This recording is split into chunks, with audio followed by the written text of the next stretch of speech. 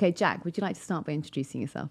I'm Jack Symes. I'm a public philosopher and teacher and researcher in philosophy at the University of Durham. And what has all of this got to do with the grooming gang scandal? Why were we together on Piers Morgan Uncensored yesterday talking about this? Well, I mainly specialise in philosophy of religion, right? So I went on Joe Rogan last August time, and towards the end of the conversation, we were discussing free speech. I teach political philosophy and moral philosophy at Durham. It's a topic I'm interested in. And we started talking about the limits of free speech. And, I mentioned that his friend Jordan Peterson had Tommy Robinson on his show a couple of times. Joe said something which I thought was really interesting. Rogan told me that he thought we should shun or deplatform people with morally reprehensible views. And so off the back of that, I paraphrased it at the time, and now I walk around with the quote. Hang on, Rogan said that? Yeah, Rogan said that. I thought it was really surprising. Okay. He's had some pretty people. He's had people on his show who don't seem to know what they're talking about, and some people with morally reprehensible views. Right. But I gave the quote from Tommy Robinson. I'll give it again here. On X, Twitter, Robinson wrote, "Palestine is a shithole full of inbred Islamist parasites and terrorists." Let's be perfectly clear. Thousands of innocent women and children are dying in Palestine. And Tommy Robinson went on X and called them parasites, called them inbreds, called them terrorists. If that's not dehumanizing rhetoric, if that's not dangerous rhetoric, I don't know what the fuck is. I've met nobody apart from Tommy Robinson who thinks that's okay to say. And when I said this on Rogan, he was really upset. He sent me some poems on Twitter calling me mealy-mouthed and a slimy ideologue. And although, it's nice to have new office nicknames, the main point is, right, that he's doubling down on it, and he's deliberately, it's all a part of the grift, right? And the reason why this is a big issue now is because of Jordan Peterson. And I've spoken to Jordan for hours. We got along really well last year. We spoke for 2.5 hours. We were supposed to speak for an hour and a half. We both really enjoyed the conversation, and it was all about philosophy of religion, right? But towards the end of last year, it wasn't just I'm platforming Tommy Robinson and hearing him out. He's actively cheerleading for Tommy now. He is actively cheerleading, and that's what really came across yesterday in the interview that Piers Morgan conducted, and actually in several of the posts that Peterson has made in the last couple of days. But just going back to Tommy Robinson, how did you find this Palestine comment? It totally went over my head. Are you looking at these networks regularly, or was it just served to you by the algorithm? Just came to me in a WhatsApp from somebody. Right. Okay. If I'm interested in current affairs, I'm concerned about the trajectory of the country, and when that's sent to me, I think God, we're there. No one's talking about how dreadful this thing is. I get why people aren't talking about it, because we don't want to give him any airtime. We don't want to utter his name because it gives him some kind of credibility, which that man does not deserve. Mm-hmm. But the fact that no one reports on it, and then what we see is the US hold on to this person and treat him like somebody that he's not. Yesterday, political Jordan prisoner, a political prisoner. How absurd, right? A man who's contempt of court. He's ordered to stop making libelous claims against a teenage Syrian boy, and then he carries on making them. He comes back to the UK and pleads guilty in court and goes to prison. And then Elon Musk says, "Free Tommy Robinson." What are you on about? He pleaded guilty. Yeah. He came back to go to prison. And even the way that is presented, what Elon Musk was presenting it, which was that, we have these kind of silencing laws in the UK, when that is illegal in the US as well. If he had done that in the US, he would have probably been slapped with a lot more of a cash fine than he was in the UK. Yeah. This is, again, I think Peterson's the one here. And I don't say it lightly. Do you know what I mean? It's I would say an associate, not a colleague or something. I think people look back at Jordan Peterson and think, even someone with complete opposite political views to Jordan, I can still look back at his lectures at Harvard and think, actually, you're a passionate psychologist that's bringing this subject to life. And I think, as a lecturer, I think he does an outstanding job of doing that. And I think that's the fact that some people can't say that on the left is absurd to me, right? There's nuance here. When he's moved towards and joined the Daily Wire in particular, we see this moment where he sort of goes off the edge. He's interested now in offending and trending and spending the money that comes from that.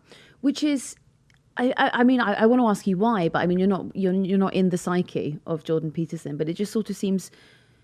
I mean, you could make an argument that was always his aim, or that was always his drive. I don't think so. Well, but I mean, okay. So in my when he first came into sort of my ecosystem, it was when he was telling young men to make their beds, and then that all of their lives would be put together. And actually, that was a rather controversial thing to say at the time, wasn't it? Because what he was basically getting at, you're going to correct me because you're university level lecturer and I'm just a silly, stupid podcaster. But to me, that was it was contrarian in that he was arguing that mental health was a state of mind rather than an illness. So it was almost contrarian. And then that's developed now. I mean, it's not a far right thing to say. It's definitely developed over the years. I think his philosophy has always been dangerous in that he thinks, and this, if we want to go down the philosophical route, I'll try and keep it relevant and not too abstract.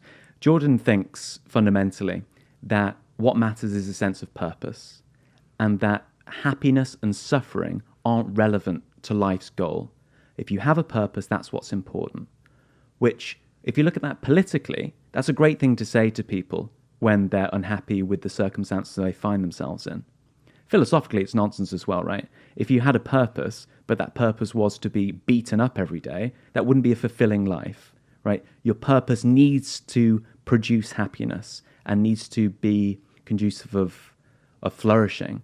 You said something quite interesting about the left. And one thing that I've been trying to grapple with over the last week is when the grooming gang scandal re-entered the sort of the narrative. I mean, it's always been there in the narrative, don't get me wrong, but I mean, what it exploded into all over social media is I was surprised at how long it took commentators who you would typically describe as being on the left to talk about it. And I'm not trying to make the argument that you should always speak. I think sometimes actually it's quite good if people remain silent. But people who are paid to talk for a living were suddenly rather reticent to speak on this. And I don't know if you've got any idea or why that might be. I think this one's the perfect storm of political correctness, Islamophobia, and people and cover-ups and conspiracy. So it lends itself very well to, it's a big story right now, right? But there's also, there's lots of reports, a 7-long report into sexual exploitation of children that we haven't had a national conversation about as well. This one is particular and this one is interesting for their rhetoric. And I think that's perhaps why it hasn't been spoken about in the way that it should.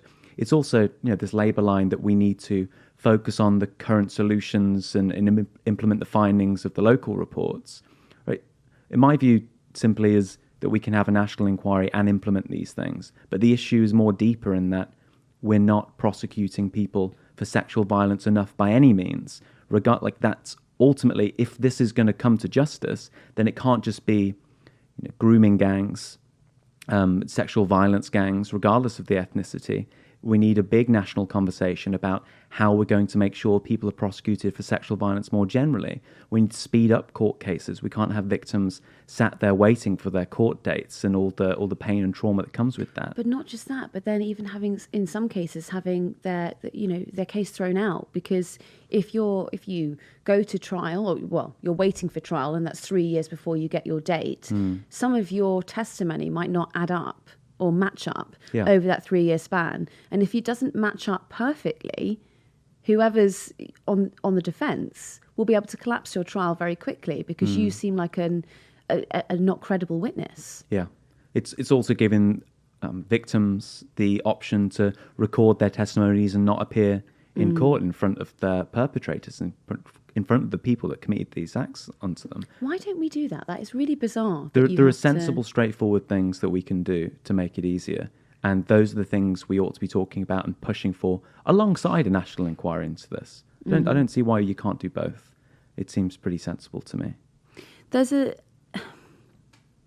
argument about the sort of the media's reticence to describe these gangs, or to not know how to describe them in the first instance, that perhaps has led to, feeding the far right, or has led to this idea that there's a big conspiracy in the way that it was covered up. And I was listening to Hugo Rifkind talking about this, who was the leader writer at the Times, when all of this was being uncovered in that newspaper. And he was saying it was a very difficult thing to name, because, in newspaper speak, you're trying to come up with a kind of like quick term that would be appealing to a reader so that someone picks up your newspaper. And they were, Kashmiri Pakistani men, or they were, by and large, they were trying to work out if Asian grooming gangs was the right term or Muslim grooming gangs was the right term. And ultimately these fell apart because this subsect was not representative of the entire, religion or region. But why did people or figures like Tommy Robinson leap onto Muslim grooming gangs as the kind of why do catch-all? you think? Well, I'd like you to tell me. I think it's so obvious, right? His whole thing is playing on the anti-Islamic sentiment that's amongst our culture, that's there, laying dormant. It's a horrendous thing that stems from our failure as a country to have decent religious education, something that has been watered down by the Tories for years and years and neglected by them, which the Labour government don't seem to want to do anything about either.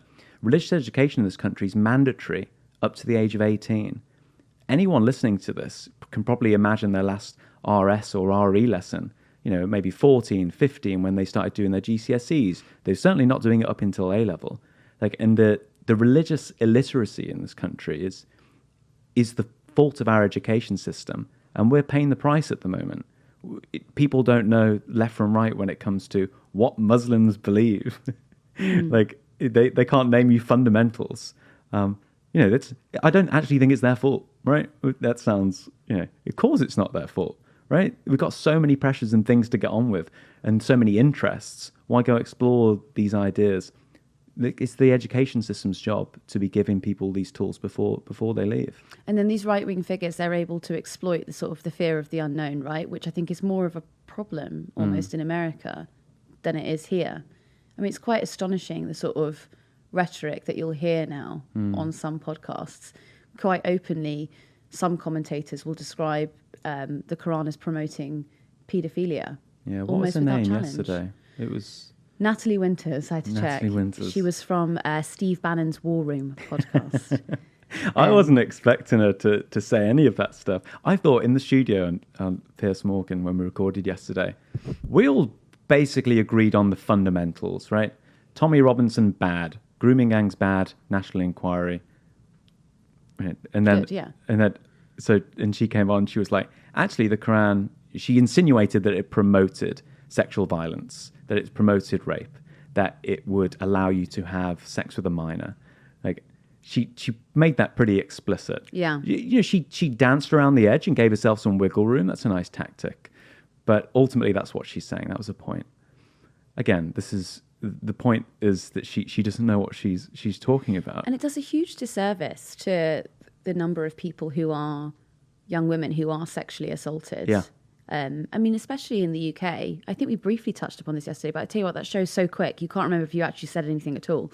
But, 1 in 3 girls in this country are sexually harassed in their school uniform. The number of young boys who have been sexually assaulted within the Catholic or the Anglican churches. The number of young boys who were assaulted while they were at school. I mean, you look at the scandal that surrounded public schools like Ampleforth, and it does a disservice to all of those people if instead of looking at the legislation and working on criminalising paedophilia, you are just shouting, well, the Quran is bad. Yeah. Right. I'll say 3 things on this. I'll keep them brief. Philosophers have an opportunity to waffle, so do jump in. No, go waffle. I think the first thing to say is, it's clear in the Quran, in the Hadiths, that unlawful intercourse is prohibited. Muhammad makes this clear, right? And the Quran makes this absolutely clear. It's unlawful intercourse and non-consensual intercourse is ruled out. Now, what did surprise me is, actually, no, it didn't surprise me too much. She said, Muhammad had 11 wives. One of them's Aisha, and she's thought to have been aged, around 6 or 9 years old. And right, okay, let's take it in good faith, right? Let's pretend for a moment that she genuinely thinks that Muslims are reading the life story of Muhammad, looking at the age of one of his 11 wives, and going, right, that means I can rape and commit sexual assault, right? Imagine, this is what does she think's going on in the minds of Muslims? Has she met one? But in terms of the philosophy of religion, the theology on this, there's a big debate as to the age of Aisha. It's not clear how old she is. You might also think that you shouldn't be taking life lessons off Muhammad himself in the same way that you might not ride a donkey and wear sandals because Jesus does. Right? There are certain contextual things within these historical documents that ought not to be taken as moral oughts, especially when you've got clear instruction in the Quran and the Hadiths that tell you to do otherwise. My friend Mohammed Salazar-Poor, who's an Islamic scholar at the University of Manchester, he's really good.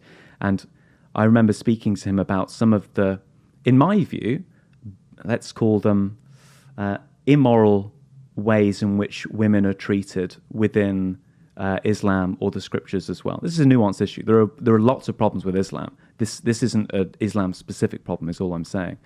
And Salah told me, he said, look, a sensible Muslim thinks that if it contrasts with reason, then reason comes out. And it's like, if you're that kind of Muslim, then obviously this isn't going to tread any water.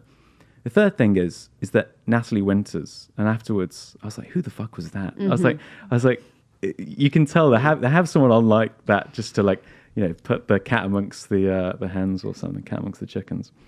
And in 2018, she's defending Brett Kavanaugh, saying that we shouldn't trust the testimonies of women because it's identity politics. And it's like, hold up, but you want to trust all of these people just because their perpetrators are a different skin color to what's his name, Kavanaugh. And so you go, okay, you need to apply the same sort of criticism across the board, right? We can condemn people from all cultures when they commit any kind of sexual violence, but people like that aren't prepared to do it. I mentioned the Russell Brand thing as well, right? And Jordan Peterson again. Jordan's happy to share a stage with Russell Brand. In this country, we're reconciling ourselves with who that man is. For allegations that Brand denies. Yeah. But there were several women, 4 women who, told a Channel 4 and Times investigation that they had been seriously sexually assaulted by him. And so, yeah, he doesn't say a word on it, right? He doesn't distance himself from that or comment negatively on that whatsoever. I think that's very telling when you're only concerned about sexual violence from one particular group. Obviously I'm not Sakir Starmer's biggest fan by any means, but I think he's right when he says these people, Elon Musk, Jordan Peterson, Tommy Robinson, they do not care fundamentally about the victims when they're talking about this. They're self-interested. It's part of a wider agenda. That's not me saying that they don't think it's morally despicable what's happened here and that they don't find it upsetting and it isn't morally wrong in itself. Of course it is. We should condemn it wholeheartedly. But the fact that they're only talking about these particular things tells you something really clear about what they want and what the goal is. He also identified Jimmy Savile, Elon Musk. Elon Musk has discovered Jimmy Savile over the past couple of days, which I think is an interesting... Okay, Musk, you could suggest, might have brought him up because the BBC is now viewed as a contentious institution. It's quite it's under open attack constantly by the right. But the Jimmy Savile case is interesting and actually is very similar to what happened in Rochdale, Rotherham and Oldham, because it was an institution that was protecting him. And it was several institutions, and it was caregivers who were working around vulnerable people who might have seen something and turned the other way. And that is at the heart of it. That's what this grooming gang scandal is about. It's about institutions that failed to protect those young girls. And at some point in time, sometimes the report identified that actually police or caregivers had aided in that assault, because, you know, there were occasions where one young girl, I think she was 15, identified in this report, had gone to the police, and the police officer had basically just said, like, I didn't think she was a credible witness, so I dropped her back to where she had been assaulted. Yeah. That is ultimately what this story is about. I think so. I think fundamentally it's one of sexual violence, Islamophobia, and the right jumping on this as a chance to scapegoat an already, well, again, what they've done is grotesque and beyond the imagination. So I don't want that to come across as anything other than me saying that unequivocally. But in this case, they're focused on one particular group, and that suits their agenda, and that's what's important to them. But I think it's important that I think if early on in the debate, and even when it was at the report stage, I think if these men had been identified as Kashmiri Pakistani, you wouldn't have been able to, the right wouldn't have been able to weaponize this sort of almost this cover-up feel. It was essentially by covering it up or not acknowledging it, you were, not you, there was, it was able to be used as a vehicle for racism. It was like an open goal. It was like a door wide open. Yeah. And one thing I found interesting was I was reading Priti Patel's foreword on the report. Because one thing I found interesting, it's really sad, isn't it? I was reading the same yesterday morning as well, to be honest. Yeah, it's been a big couple of days. I thought throughout that foreword, she was very disappointed in the report, and she was almost making the argument that race hadn't been identified as a factor in the way that it should have been. Yeah. She was hoping for a stronger push on that. But it would align with her, her wider views and the things that she said and done in the past. Sure. I think treat that with good faith maybe there, and I think we look at the report and go, look, from all the evidence we have so far, this doesn't look, i.e. sexual violence, as a specifically Muslim problem or an Asian problem. This is not specific to a particular ethnic group, i.e. sexual violence. Like, if you want to carve out the data and go, in these towns, at this point in time, X, Y, Z, then you will find the data which sort of goes along with the view that you have. But, from Priti Patel's report itself, it's no more in white gangs than otherwise. She, there was a Labour MP, Tony Lloyd, wanted to deport one of the ringleaders of these gangs, and Priti Patel had assured him, we are going to deport him. He was a British national, he had dual nationality, dual citizenship, sorry. And leaving aside the morality of whether you can or should deport someone who has British nationality, Labour MP Tony Lloyd found out a couple of months later that actually he was not going to be deported, and that was Patel's own decision. So I just find the gall of that rather interesting, to hear her sort of push this rhetoric of we want to deport, we're chucking people out, and then at the earliest opportunity she doesn't do it. Now I wouldn't argue that you should be deported if you have dual citizenship, but anyway, she didn't deliver. It's all rhetoric and bluster. Yeah, I think us, whether you're centre, left, right, are pretty much on the same page when it comes to the grooming gangs, the sexual assault, rape gangs. I think we're on the same page with it. I think 2, 3 countless schools of thought can agree on it. I don't think it's a divisive issue. I think we're on the same page. The worry is, and the bigger picture problem, looking to the future, is obviously how we implement these changes and go about having a national inquiry. But the big overarching one, the big threat to our democracy and the threat to our liberties, is people weaponizing this. Like, there's a reason why Musk is tweeting, like, free Tommy Robinson. There's a reason why he's asking whether or not we need to liberate the UK from their tyrannical rulers, right? The big fear and the big worry here is that a multi-billionaire owns one of the biggest social media networks on the planet. You don't have to look far on X to see the kind of content that's been on there since he's taken over.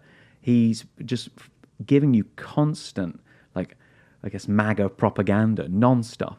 Right? I say this as someone who's politically homeless, right? I don't have a political party or a strong political allegiance. And so when I go on there and it's just this stuff constantly, right, you think, if he's controlling all of this information and he's then going like, we're a tyrannical state, he doesn't know the first thing about UK politics. That's been clear in the last week. Well, he does know who Ed Davey is. He's found out. Yeah. He doesn't know the first thing about UK politics. He's great at he's obviously a genius in his field in a number of different ways, right? But in the same way, I'm not going to start talking about the engineering of rockets and the like. He's talking about UK politics. Like, the only thing Elon Musk is interested in, and it has been clear for a long time, is engagement and popularity. Now, there was a time when he used to, his desire was to save the world, but he wanted to be the one who did it, right? But then he found out there was a much easier way to get what he wanted, chatting absolute shit. And those people will suck it up, people will engage with it, and he's getting what he wants. Like, just us talking about him now gives him what he wants, but we have to address it. We have to call it for what it is.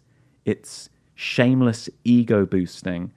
He's not interested in the direction of our country, and I don't think he's interested in the direction of the US either. But it's money as well. Money He's got is enough at the heart. money. No, but sure. But I mean, when was the last time that a billionaire was like, "Oh, I've got $1 billion now, I'm going to stop"? They are interested in money, and I think he took a lot of flack for Twitter collapsing in the months after he'd bought the company. And there's probably, entwined with ego there probably is an incentive to set the agenda on that website. It's a ego boosting exercise. But you know who else actually is jumping on the bandwagon is Mark Zuckerberg. I don't know if you'd seen just before we sat down. No. So Mark Zuckerberg has said that Meta is now going to be the home of free speech. You can post whatever you like on there. It's just quite funny that like this other tech giant has watched what's gone on, the cesspit on X, and I really want a slice of that. Yeah. I've had a baptism by fire with what the American general, like what the overwhelming views are, what the most vocal points are within the States over the last few months. Obviously, I had 10,000 or so hate messages from the far right after quoting Tommy Robinson on Joe Rogan. Probably the only one that sticks in my mind out of all of them isn't a far right one, but someone managed to find my personal email and they just wrote, "Free speech is absolute in Texas. Never come back." That was good. That was punchy. I'm quoting it now, right? Like the rhetoric around free speech is itself dangerous. Like, it's not an end in itself. Right? It's not the thing we should be aspiring for in and of itself. It's a thing that gives rise to other goods. It's a thing like the goal of society, the pinnacle of human existence is not free speech. It's a means to an end. It's to make sure people have certain rights. It's to make sure that we have a prosperous nation, for to give it more general framework. Like, the goal isn't free speech in and of itself. And I think when you're either on, Meta or X, there's no regulation to make sure that free speech is instrumentally good in the way that it should be. Right? We don't want people advertising cigarettes on children's TV. You might not. I quoted this a couple of times. I was at the Mothership in Texas, and one of the comedians said, I said, well, like, for example, you shouldn't shout fire in a theatre. And he said, I'd shout theatre in a fire. Mm-hmm. That's gold. Just like the idea that free speech is so important, you'd rather have all these people burned to death and pretend there's a theatre going on. I thought it was great. But no, fundamentally, right, it's not the be-all and end-all. We need to be really, really, really careful about what kind of free speech we limit, and it should only be limited in the most extreme or most dangerous circumstances. But there are obvious ways in which it should be limited. And I think X is slowly becoming the best example of where you need monitoring of such things. But I don't imagine that there is going to be any kind of crackdown or monitoring. No. I mean, if you look at the way that Labour are operating, Labour are operating, I want to say reactionary, but the reaction is so slow that, I mean, it took them a week of bad takes on Twitter before they decided actually maybe we should do something about the grooming scandal. They've been asked, whether they are going to regulate tech, and their answers are very wishy-washy. Yeah. I think that there is a real void of knowledge, or even, God, to be a bit strong, I think there might be an arrogance in their office, which is that it doesn't matter. It's happening online and no one really is online. Rather than, it's just sort of running away. I was watching a select committee 2 years ago, and one of the MPs who sits on the Culture and Sports Select Committee was asking what Photoshop was. And you think, my God, these are the legislators.